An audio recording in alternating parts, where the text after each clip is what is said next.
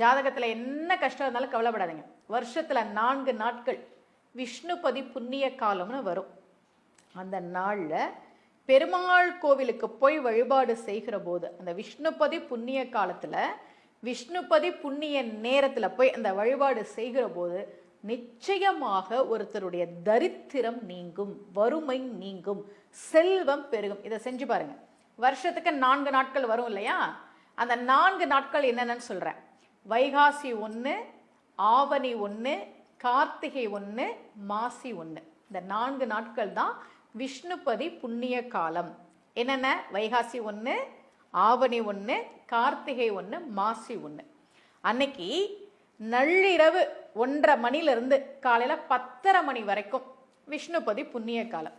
கோவிலில் எப்போ நடத்திருப்பாங்கன்றதெல்லாம் நீங்கள் பார்த்துக்கோங்க. அந்த நேரத்துக்கு போய், ஏன்னா காலைல 10:30 மணி வரைக்கும் தான் விஷ்ணுபதி புண்ணிய காலம்.